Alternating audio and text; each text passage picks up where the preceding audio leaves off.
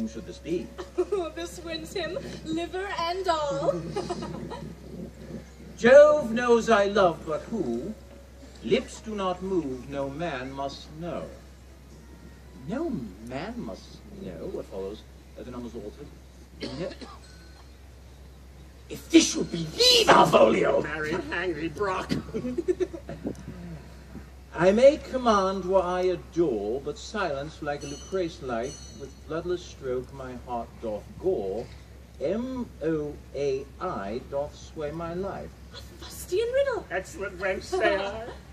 M-O-A-I doth sway my life. Neighbor first, let me see. What dish of poison has she dressed With him? what wing the Staniel checks at it.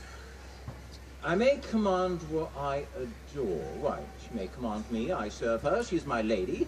This is evident. To any formal capacity, there is no obstruction in this. In the end, what should that alphabetical position portend? If I could make that resemble something in me. Nothing. M-O-A-I. Oh, I make up that. He has had a cold Oh, scent. the dog will cry upon it for all this, so it be as rank as a fox. M. Malvolio. M. Why, that begins my name. Oh, did I not say he would work it out? The cur is excellent at faults. But then there is no consonancy in the sequel that suffers under probation.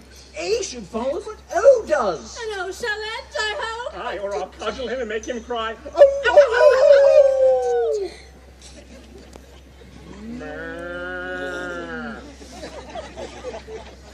And then I comes behind.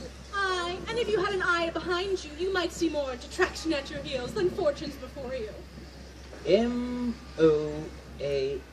This simulation is not as the former, and yet, to crush this a little, it would bow to me, for every one of these letters are in my name. Soft. Here follows prose. If this fall into thy hand, revolve.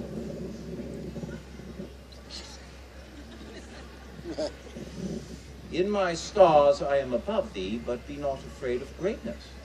Some are born great, some achieve greatness, and some have greatness thrust upon them. Be opposite with a kinsman, surly with servants, led by tongue-tang arguments of state. She thus advises thee that sighs for thee. Remember who commended thy yellow stockings, and wish to see thee ever cross-gartered. I say, remember, go to, thou art made, if thou desirest to be so. If not, let me see thee as a steward still, the fellow of servants, and not worthy to touch fortune's fingers. Farewell, she that would alter services with thee, the fortunate, unhappy. For every reason excites to this, that my lady loves me. She did commend my yellow stockings of late. She did praise my leg being cross-gartered. And in this she manifests herself to my love, and with a kind of injunction drives me to these habits of her liking. And I thank my stars I am happy. I will be strange, stout, in yellow stockings and cross-gartered, even with the swiftness of putting on. Jove, and my stars be praised.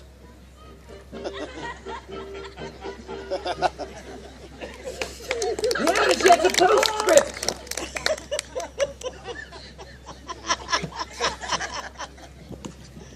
Thou canst not choose but know who I am. If thou entertainest my love, let it appear in thy smiling, thy smiles become thee well. Therefore, in my presence still smile, dear my sweet, I prithee. Jove, I thank thee. I will smile, I will do everything thou wilt have me. Oh,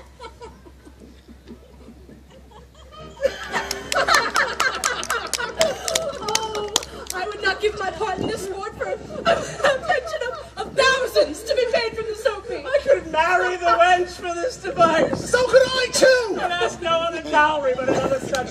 Yes. Nor I neither! Oh, here comes my noble go-catcher. Will you put your foot on my neck? Nor am I neither! Shall I become thy bond slave? If Neither I too.